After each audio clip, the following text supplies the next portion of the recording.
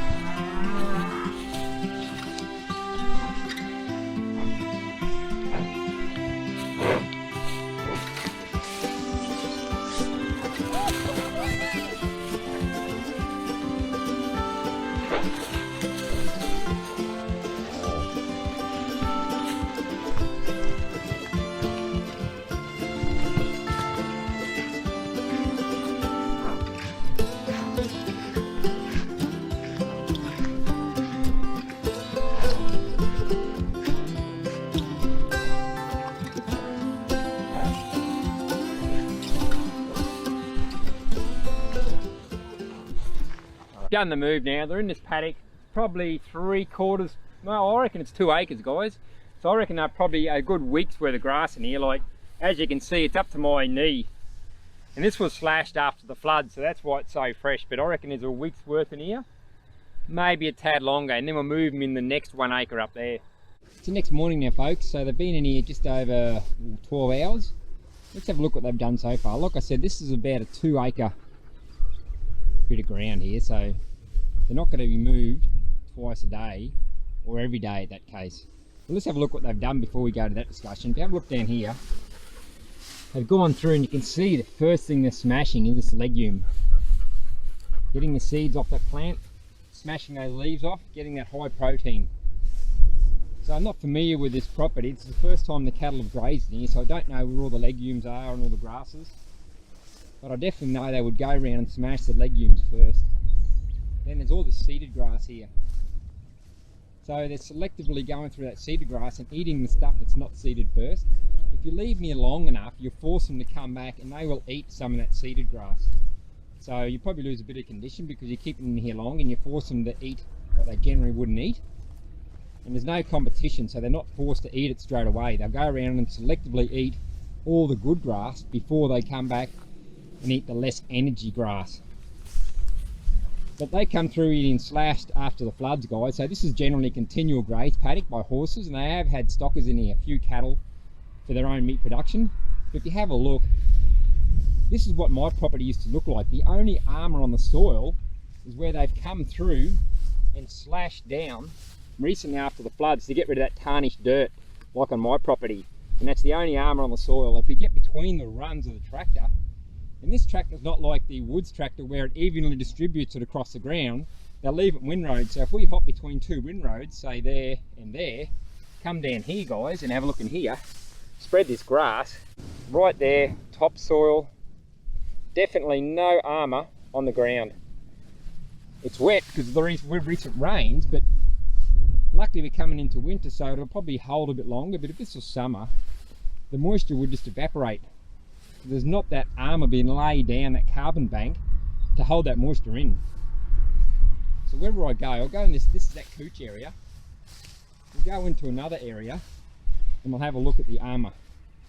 I can guarantee there won't be armour on the ground, guys. Like I said, this is a continual graze paddock. So we come over here, that's been slashed about here, so we'll dive down in this grass and spread it and have a look. So instantly before I even start spreading the grass. There's a bit of dead litter bank there because the grass is high, but if you just, I wouldn't even call it there, it's right there, so it's dead litter bank. It's not armour laid down, it's just litter bank because the sun's not getting through, and there's that soil right there.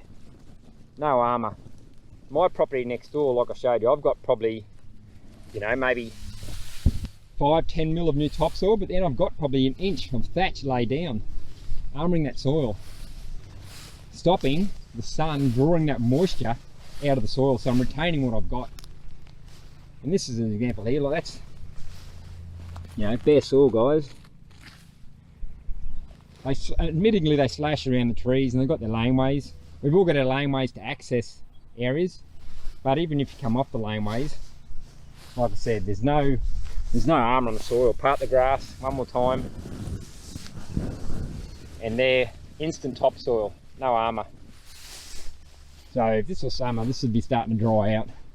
Like I mentioned, they've been in my neighbour's horses paddock for the last 3 weeks, so I'll show you what they've done, guys. If you scan around here, where I'm standing now was the first paddock I put them into, so that'd be 3 weeks ago.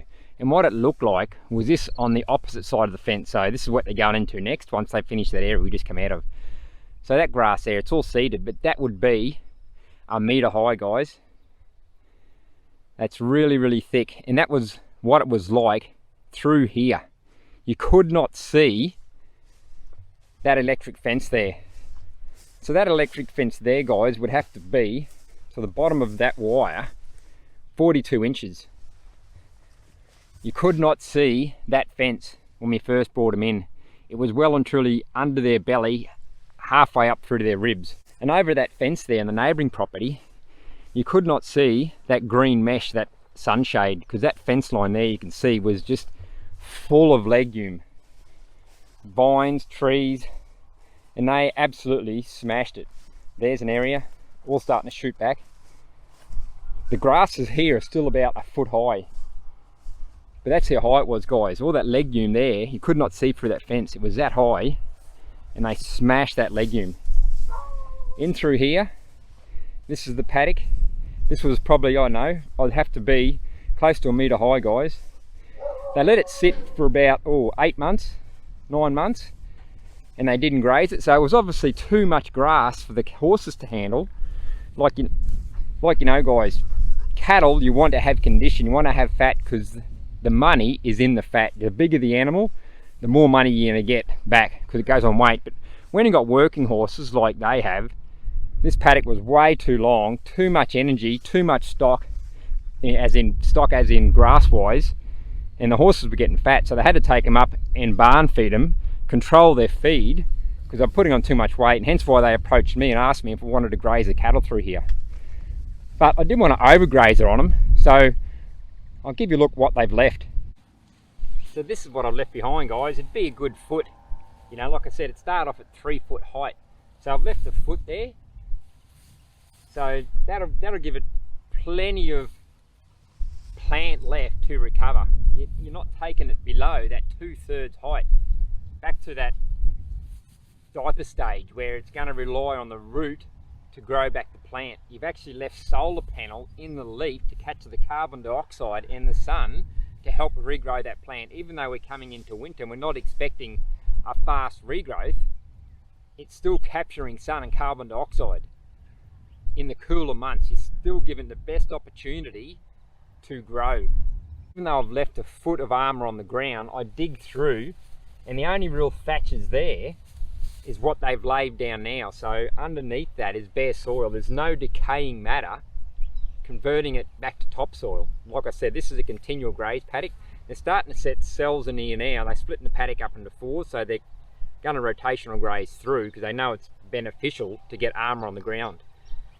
But they're doing it differently. I mean, they got horses, so they don't need high grass. They want to keep, you know, they want to give the horses energy, but don't want to overgraze the horse and get them fat because they're working horses or show horses. So, but they are going to get a few stockers, more cattle in, so they can put in their freezer. So they realise the benefits of putting armour on the soil if you're going to get cattle, because then you get faster regrowth.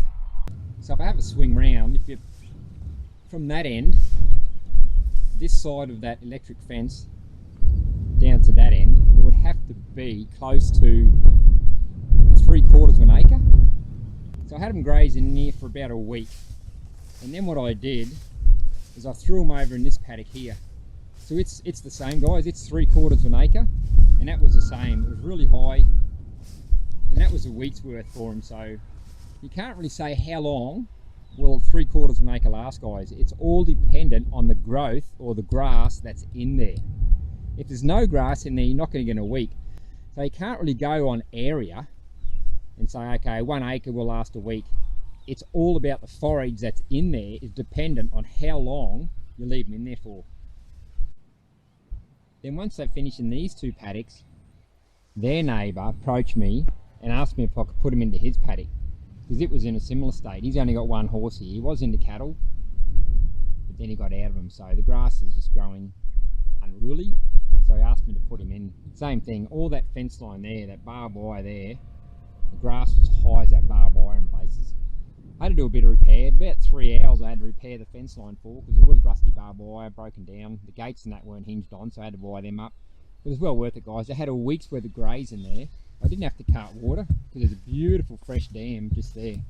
Massive dam. So like I said, and there's another, I left them there a week. I come back and still check the graze. Just because it's not my paddock, guys, you still got to look after the people who are looking after you. So I didn't want to overgraze their paddock, and I've left a foot of grass there too, guys, so it can grow back, not overgrazing it. Down the track, if you want to take farming on full time, if you've got a big enough area of land, keep working your day job to get ahead or to pay your farm off, but work your soil and work your land to suit you. So when you do stop work, you've already got that armour down, the grass growth rapid, and you get that head start, that kick along, rather than start from scratch and have a limited amount of livestock because you haven't got the grazing fodder or the grazing forage on the ground. Work on it early, and then when you stop your work, it's already there, thick pastures, you're ready to go. You can up your livestock or your stocking rate because your pastures are there. But when it comes to animal size, guys, I said up there, the bigger the animal, the more money you get. There are exceptions to that rule. The bigger the animal, yes, the more you get, but the larger the animal, when you get heavy rain, you're going to get more pugging. Out on the other farm, I've got a fair bit of pugging because my dad's got bigger animals, so we had that 400 mil of rain, and there are pug marks up to 100 mil deep now across the whole paddock when you walk across it. So you want to stay at that 1,000 pound range. And at the end of the day, guys, we're pastoral managers, more so carbon managers. We're managing the amount of carbon we put on the ground. Now back to I've probably gone off the question a bit, back to, do you have to move them twice a day, once a day? No, guys, as I showed you in this instance, I've had my 5 head on here, and I've had them in this 3/4 of an acre for a week. So if you haven't got the time, guys, it just means making the area bigger for the number of livestock you've got. You know, maybe every 3 days, every week. So I've given my 2 neighbours a massive head start now if they want to bring livestock in, rather than continual graze it. Because it was 3 foot high, a metre high before they called me over, I was able to lay them down a load of thatch. So they had no thatch, continual graze, bare dirt. Some was pulling it from, stripping the moisture out of the ground, but now they've got that thatch on the ground, and I've done the right thing by them and left them a foot of pasture or forage, which can now capture that sun and that carbon dioxide to now grow back rapidly to feed the microbes under the soil, you know, that liquid carbon. If they don't overgraze it now and they just give it full recovery, they're in a prime position now to get livestock and rotational graze them through there. So back to the question, guys, do you have to move them twice a day? No, you don't. Like I said, I've gave them 3/4 to 1 acre, and I put 5 head of cattle in there over that 1 week. So if you're time poor, you can do that, guys. You're not doing it, moving them morning or night or once a day. You can do it once a week. Just give them the area for the week, but still monitor the forage they're leaving. Don't overgraze it. There are 2 downfalls to doing it though, but if you're time poor, you've got no choice, guys. It's better than continual grazing and doing nothing at all. You're still laying farmer keeping that foot of ground, but the only two downfalls, it's probably not downfalls, it's limiting factors. So that 1 acre or 3/4 of an acre area, the whole area has to be given time to recover. And the only other downfall is there were bad patches in there of weed. If you put your cattle into an area to a cell graze and pack them in, it becomes a competition, guys. They will generally eat those weeds that they wouldn't eat because they're spread over a larger area now and had a pasture or paddock to graze for a week. They would go around those weeds and eat all the other ground first. You know, they may not have gone back and eaten that weed, they may have left it and just eaten everything else. So there's that issue, and there's also the issue of the concentration of the fertilizer on the ground. If you've got them packed in a small area, you've got that concentration in that one area, so you're getting manure, urine in that specific area. So the concentration in that area is high, and you're doing that every day or twice a day, you're going to get more butt fertilizer on the ground where you need it. If it's spread all over the paddock, they're going to graze in the best areas, and that's where they're going to spend majority of their time, and they'll poop in those areas. So the areas that have got poor quality pasture or weed mightn't get any manure at all. So you're not bettering those areas. If you force them to graze, they'll eat those weeds, and potentially they drop a dung or two. That's where the worms are going to come up, the dung beetles, and pull that down. And over time, that soil and that poor area will get better, become higher in nutrients, and then you'll start seeing pastoral grass, more palatable grass, grow in those weeded areas or wooded areas that generally wouldn't grow at all. So I think I've covered everything, guys. So no, you don't have to move them twice a day, once a day. If you're time poor, once a week. I really wouldn't go past once a week, guys. I wouldn't go once a month, but once a week is good because you're still getting concentration. Rather, the bigger their area, the less concentration of fertilizer from the animal you're getting. So on that note, guys, have a great morning, have a terrific afternoon, guys, and an awesome evening, guys, and we'll catch you later.